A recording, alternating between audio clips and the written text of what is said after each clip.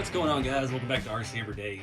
I haven't done a Tamiya time video in quite a while, so this one just kind of fell into my lap. Back at Beat the Creek in Maysville, Kentucky, a fellow walked up. I talked to him months before and completely forgot about it. He was interested in one of my rat rod kits, and he said he had some old Tamiya stuff, and he was wanting to do a trade. I told him bring it out. I wasn't really looking to do anything at the time, and forgot all about it. But he showed up with this gem, and yeah, we worked out a deal. I feel it was a pretty fair trade. Got him a rat rod kit and a rat rod cab and stuff for this hodgepodge mess of Tamiya. So this is an interesting thing. It's got a bunch of stuff in here. I was looking at the box. I always like to look at the dates. It says, where was it? It says copyright 1991. So I don't remember where I saw that at because they only put it in one spot on all these boxes. 1991 Tamiya. There it is. Not sure if you can see that little tiny thing. So I'm guessing that is from when they did the copyright to use the Skyline body, because the first TA01 with the gray Skyline, the gray wheels, I think that was circa 1991. So this Skyline body, this is R32, I believe.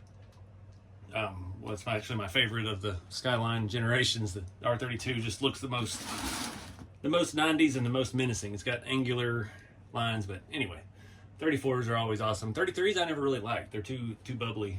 But beside the point, the TA02 came with the Calsonic graphics on the Skyline R32 body in '94, and this is for, it says on here actually, for TA03F, TA03R, TL01, TA02, and TG10 chassis cars. So Mark 1 TG10. So they're nitro powered on-road chassis. I've never dealt in any of the old Tamiya nitro stuff. Those TG10s look fantastic, and I've always been fascinated with them, but I've never had one. I never even run across one in person. So let me show you one more thing. I don't want to give away anybody's personal information, but this was apparently, I'm guessing, an eBay auction. Tamiya Nissan 179.49 shipped to Tom in North Carolina. So I don't know if that was Tom I dealt with or he got it second, third, fourth, fifth hand. That's an old like VHS sticker. Box has a hole in it, perfectly cut square for some reason. Box not in the best shape. It is what it is, but let's take a look at what's inside here. All right, so I do already have one of these on the shelf. Perfect condition. It's on the wrong chassis as well. It's on a TA02, I believe, and it's supposed to be, or no, it's on a TA01, and it's supposed to be on a TA02. This one is even more off where it's supposed to be. Not sure if the wheels are correct either. These are the two-piece. These are not two-piece. These are one-piece BBS style. What I'm guessing is a later build. And not from the 90s. The stickers are in actually really good condition.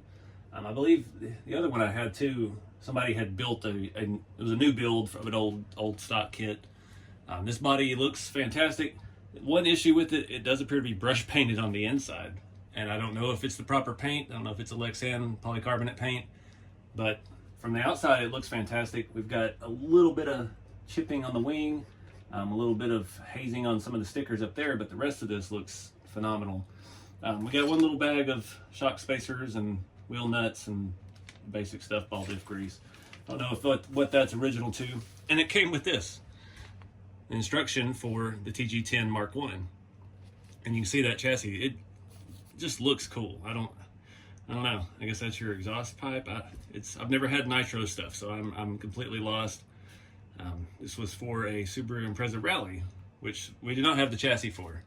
So let me show you the inside of this thing. Give you a little bit closer look. Got a little chipping on the very front splitter. There's a little bit of rash on that side, on the headlight. So it has been driven. That mirror is chipped up. Still a pretty good all-around body, but there's some rubbing on the paint on the inside. Totally looks like a brush paint job. And if it's not brush paint, it's probably the wrong paint, which I'm terrified to ever drive. I did that my very first TA02 as a kid. Painted it with Testor's enamel. My dad spent hours painting it and making it look the way I wanted it to look. And first time I drove it and hit the wall, all the paint just cracked and fell off the front. But it'd make a good display piece. We've got a little bit of box wear on the top. As always, these have been in the original boxes for so long. A little more scratching there. Tail lights and stuff look fantastic. Somebody did a really good job on the stickers, and not mad at it at all, especially for the deal we got.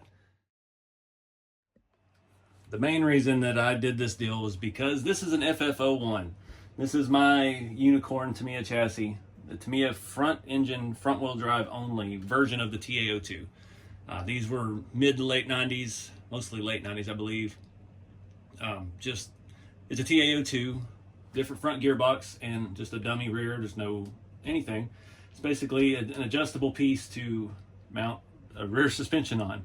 And this thing is, other than all this mess up here that someone has glued together, made foam bumpers to race, but look at the bottom. There's no scratching.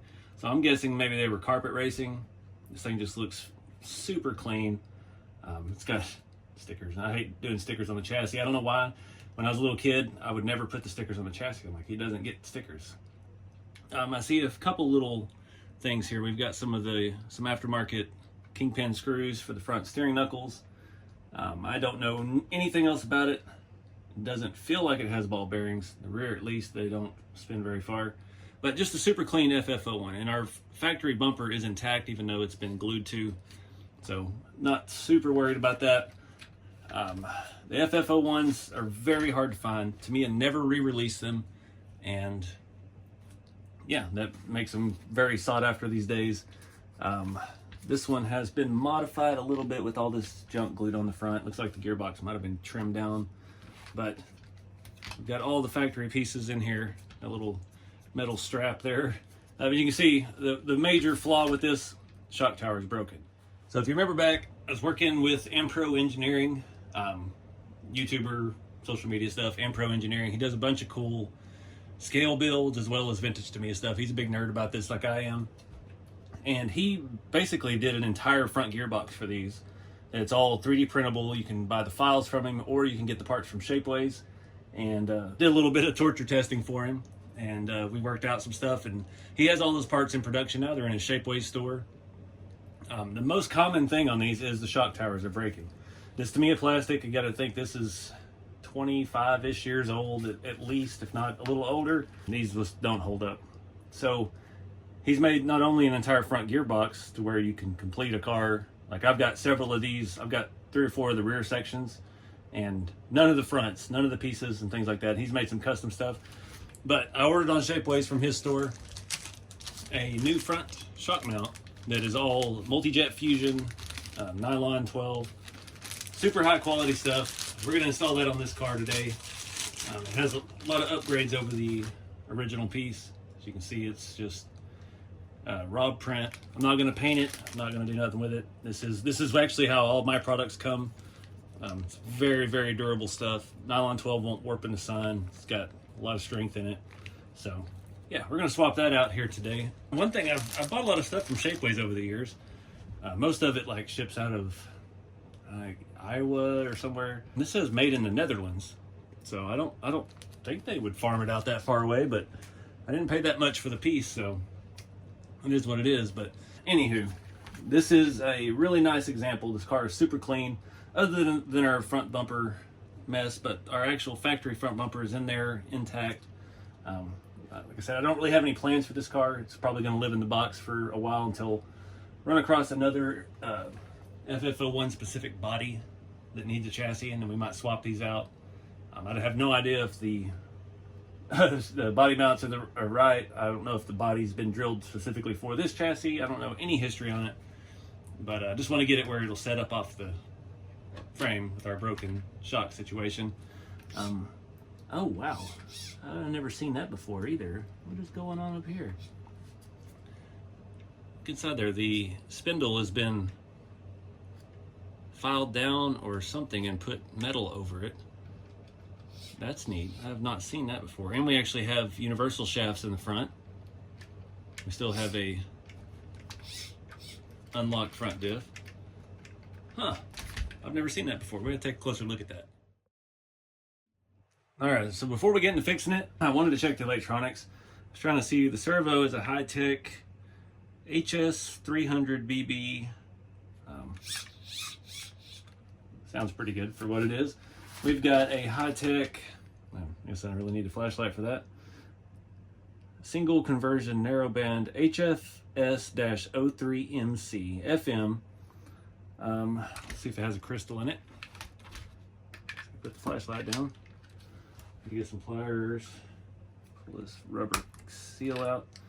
Yep, we got a crystal. It says 00.03. 75.83 OS on the side of it. I don't even remember how all that stuff worked. That's old school stuff. So the ESC I was excited about when I got it. This is a Futaba ESC. It's an MC230CR. It has a neutral, high, and brake. FET speed controller. And still has the protective film on the... Oh wow. Look at that. Ha! See a little bit better now. So I looked those up a while back when I first got this car. They're, you know, they're not worth a whole lot. I think new in the package they were bringing like 70 bucks. Used like this in really good shape, they're 20, 30 bucks. Not anything super sought after, but a nice looking vintage piece.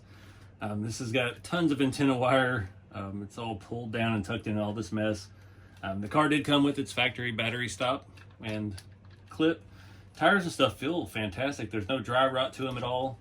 And the shocks and stuff feel fantastic too. That's one thing I always say if you watch these videos. The stock Tamiya plastic shocks are the only RC shock ever made that will not leak. These are just a brilliant design. And yeah, they work. They stand the test of time.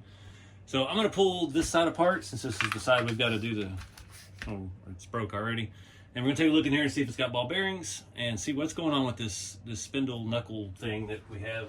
Because very interested in that mod. Zoom you in for a closer look. That's, I don't know if those are ball bearings or what that is. They turn with everything. This does have a ball bearing in it. I'm actually very surprised. I'm pretty sure the rears don't. The rears feel super, they got a lot of drag to them. So, I guess, I don't know if I have a way to take that off. I think this is bigger than a standard. Oh, there we go. Let's pull one of these off and take a look at what this is exactly. Okay, so those are just retaining clips or things that slide over it. So that's just some actual like aluminum tube that someone has cut, or they used to sell maybe. That is actually really neat. I've never seen that. Curious about this shaft too. This universal shaft is real nice looking. No idea what brand that is. If anybody's got any information on that, if that's just something racers used to do back in the day or what, that's very intriguing. Because they always get like a little crack on the outside where they start splitting and then it just loses strength, and the more you drive it, the wider the crack gets. So it can make sense. It's just like a little added safety feature in there. I just love all that old stuff. I was never a racer. I never was very good at driving. I didn't get to start racing at a young age. I just played by myself. Kind of the story of my life.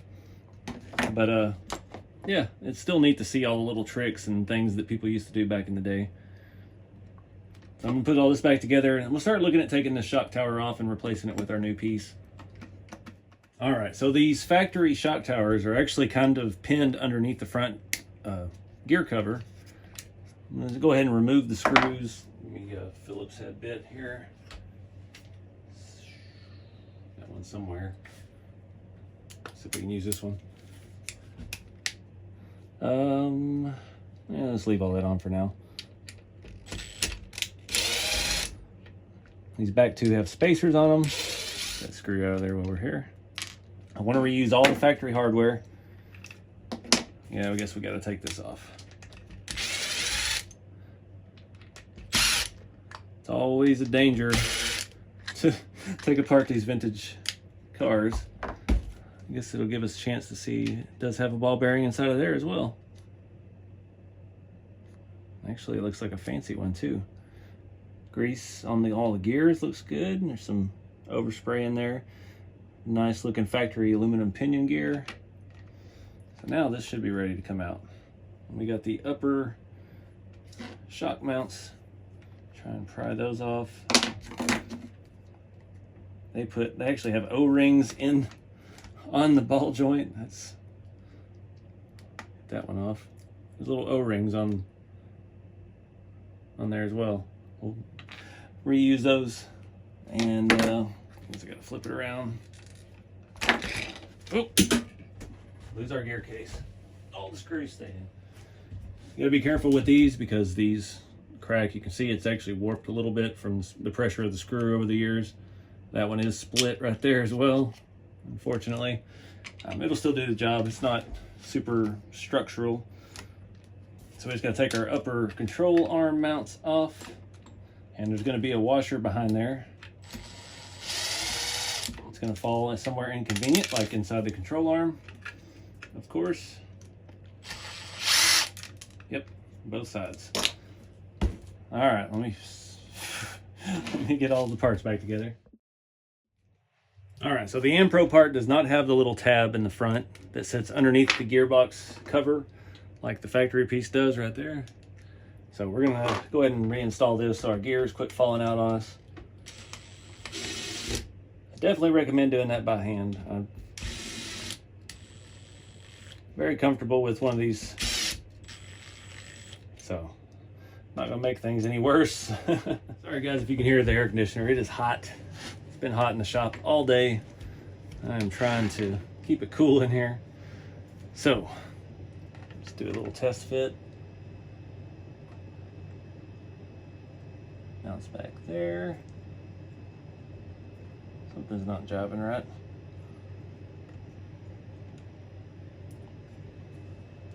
Okay, so those other two holes are for his mount, his lower gearbox housing. I forgot about that.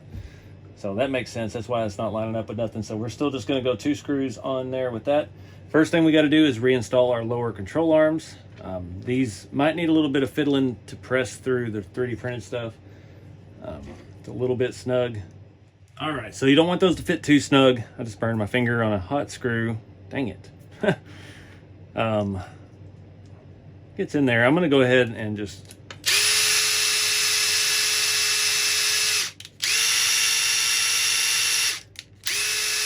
give it the business. See if we can loosen it up a little bit. I don't really want to take a drill bit to it. There we go. I want it to where it just slides in and out on its own and doesn't give me any trouble. That screw is still hot.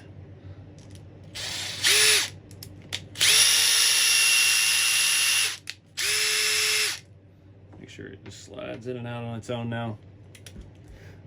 Yeah, when you start drilling into that, you're going to take probably more than you need, unless you've got metric drill bits, and I do not. So we're just going to roll with that. Should be good enough now. Get this lined up. Again, I recommend if you're not comfortable with one of these 18-volt drills, not proficient in it, definitely use the screwdriver. There we go. That's perfect. You don't want to overdo any of this, and you're going to ruin your part and be mad.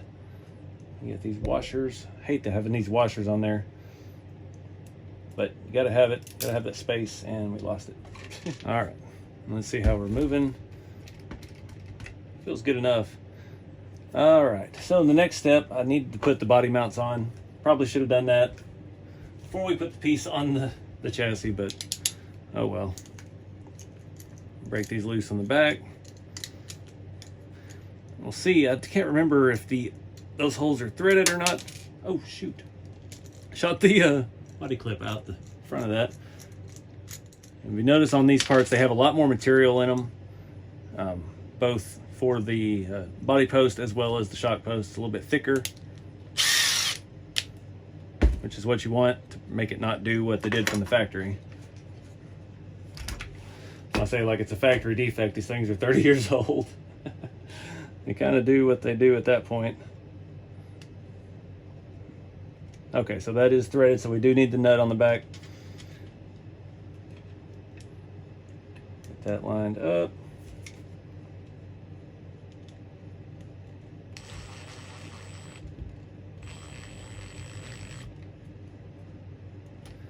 We get that other body clip that flew across the shop. The screws are flush with the nuts and they look good.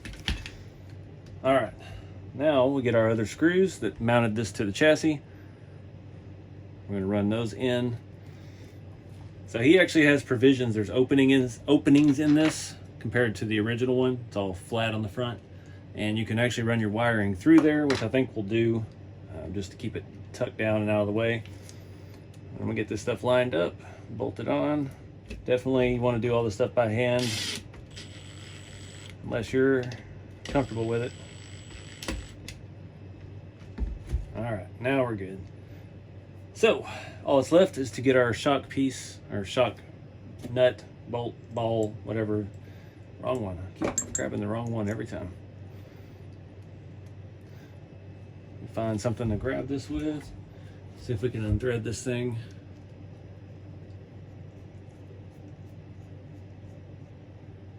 That wasn't bad. Thread it into the printed part.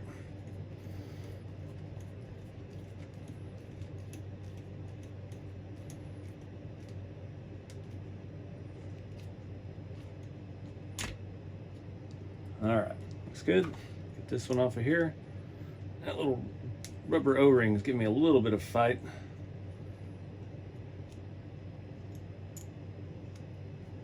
There we go.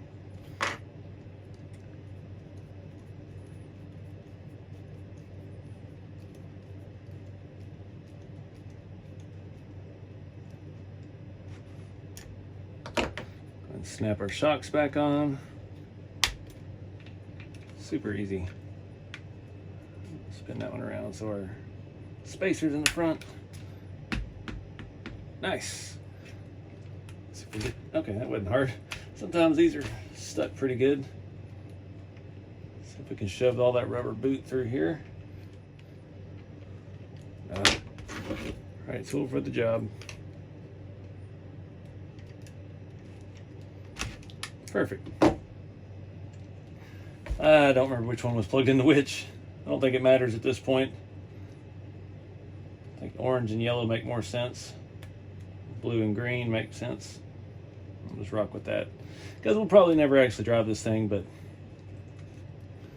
what is going on with this two-sided tape? Is not even sticky anymore. So, now that that's all done, suspension feels fantastic. These shocks, like I said, they just do not go bad. I dig it. We get that body clip put back on in the right hole, and we'll mount the body back up. So there we go. This thing's back on the road. I don't know what to do with this chassis. It's actually really nice shape. Just be it destined for a shelf queen life, I guess. But pretty neat options. It's just cool that he's making stuff like this, because again, Tamiya never re-released this chassis. And I don't know why. I love the FF01. I've had them. I think I got my first one around 2002, and it was just, I beat the snot out of it because they were cheap. I mean, you used to be able to get them for, it was probably like $60. And I put an R34 body on it, and I had to like cut the hood out for this gear cover to stick through, and I just ended up selling all that stuff when I got divorced back in the day, and I kind of missed those. So I've always been partial to this chassis. They do drive fantastic. All this weight up front, you can get through the turns and pick up the rear tire. It's just a really balanced chassis, especially considering it's mostly all plastic. It's not the higher end TRF Tamiya stuff, but out of the box, these were great. These were fun drivers. I put them on par with like the what did I have, an MO5. I had an MO5 Tamiya Mini Cooper, front wheel drive, front engine.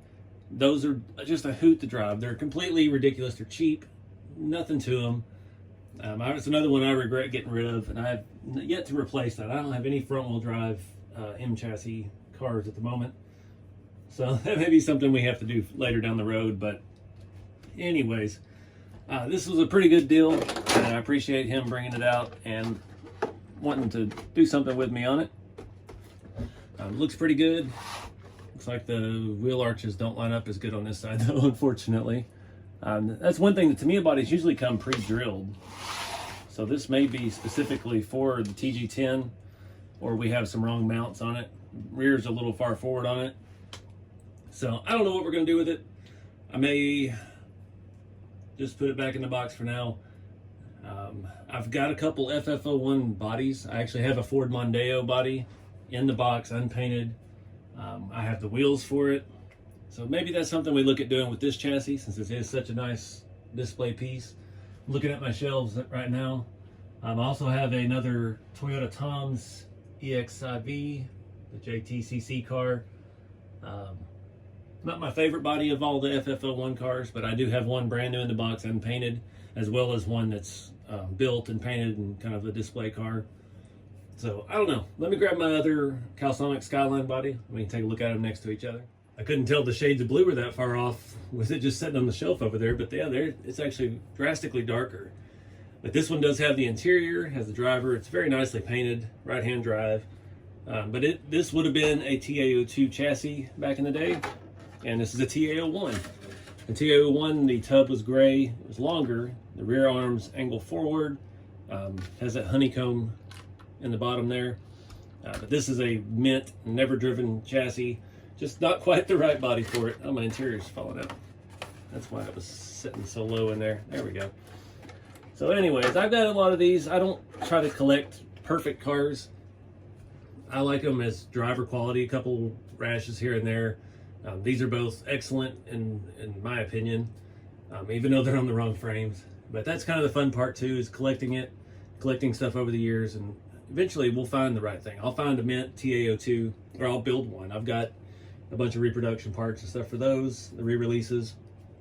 We can put that on the proper chassis. It's got the proper wheels. This one, I don't know where we'll put that body, but yeah, we can definitely find a home for that FF01 chassis.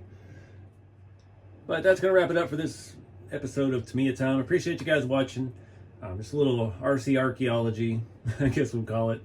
A little history, stuff I grew up with. It's always fascinated me still, and being able to find it and have it again 25 years later, 30 years later in some cases. It's pretty cool.